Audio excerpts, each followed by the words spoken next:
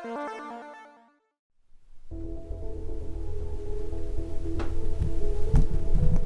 welcome back everybody. In this video, I'm showing 86 some love. I got a lot of stuff planned for it, so it might be down for a few days. So I bought these Mega Racing tie rods links because my my driver's side one has some play in it. It's clinking around when I turn the steering wheel back and forth. These are a little bit beefier and also have more adjustability than the factory ones. So those bad boys are going in. Not only are these a little bit stronger than the OEM inner tie rods, they're also good if you're doing drifting or a lot of track days. You can get a lot more adjustability out of them, get a little bit more angle, which I'm not really drifting, but still good to know. Just trying to show you the play. Hear that? Hear that inner tie rod? Bouncing back and forth. I think these are a little worn out. Who can guess what step one is?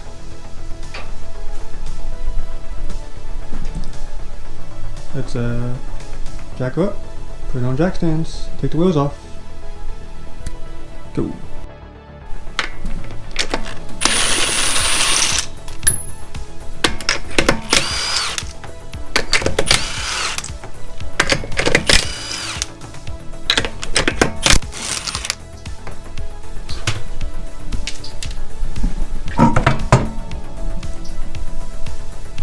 Next thing I'm going to do is remove this cotter pin and remove that nut.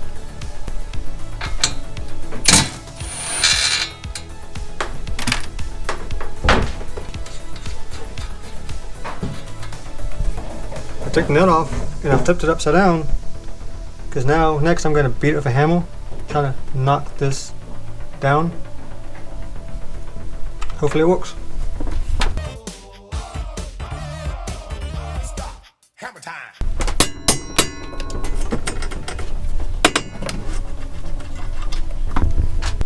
As you can see, that came out pretty easy. Next, gotta take the boot off. So I gotta take this clamp out.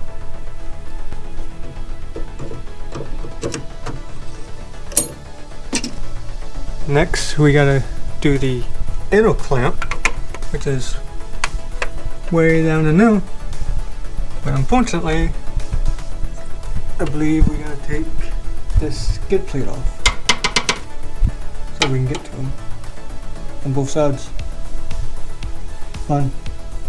Alright, that's off. That just consisted of a few 10 mils to take off. And I do believe you have to at least drop the back of this in order to slide it out of these.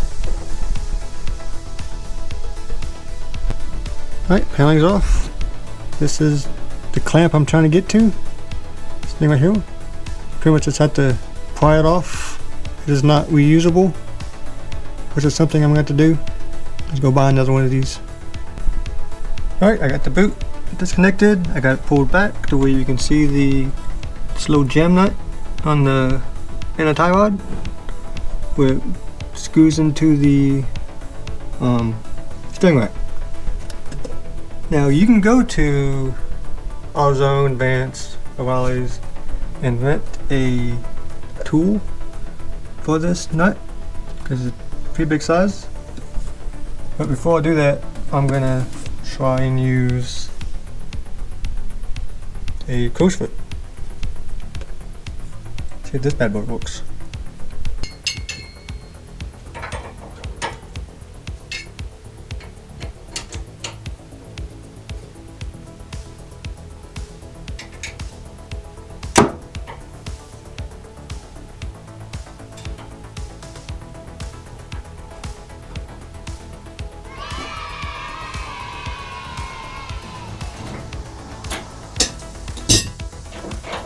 Alright, my close fit worked.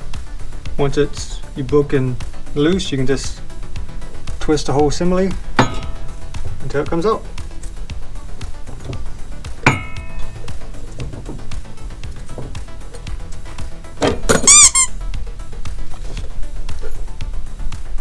And there she is. I used a 1 1/4, and you can see it's a little too big. There's some play in it, but it did work just fine.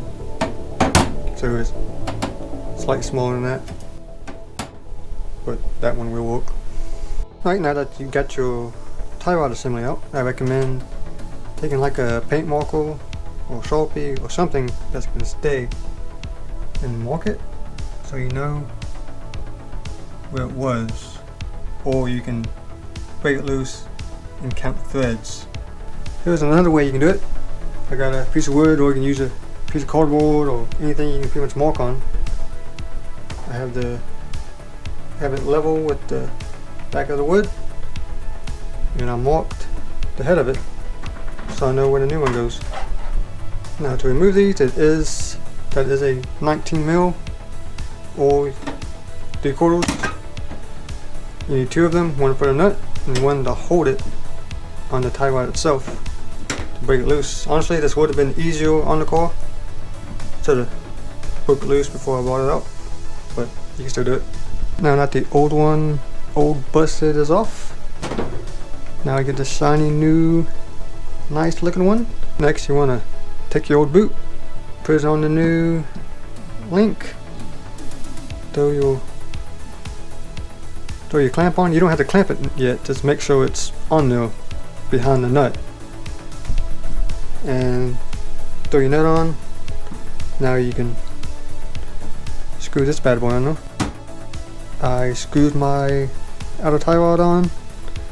I counted my threads, which was 16.5, and it came out exactly where I had it, the old one. So that's a good sign that both of my measurements worked. That's ready to go back in. Make sure that jam nut is tight before we put this in. And this size is a 1 1/8. So just screw it in.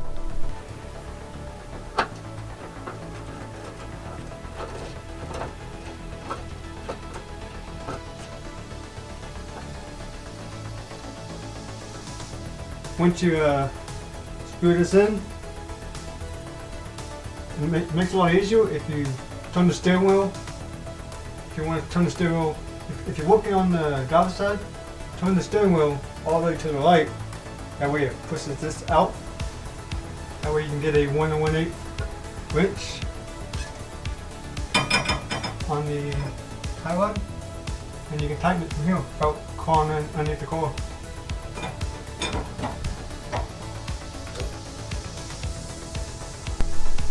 Right, don't forget to put this clamp back on.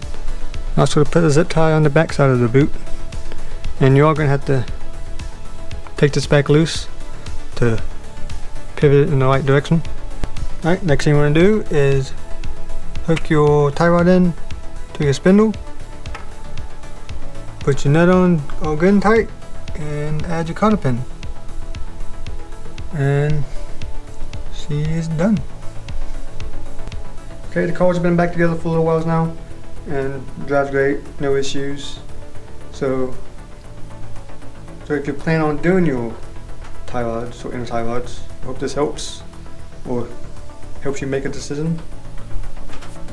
And if it seems like this video is kind of all over the place a little bit, because it kind of is. I'm also doing a lot of other projects at the same time, like the coilovers and low ball joints and splitter and a few other little things on it at the same time. So stay tuned for some of those other videos. I'll be working on them. So I'll try to put them out soon. I know these DIY videos aren't super exciting. I don't have a lot going on,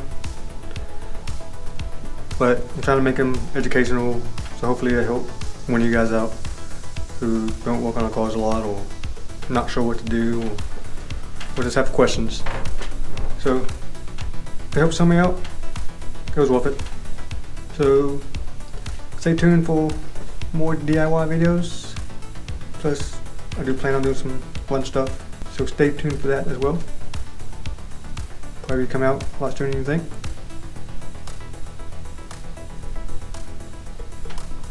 Also, don't forget to subscribe. Also follow me on Instagram.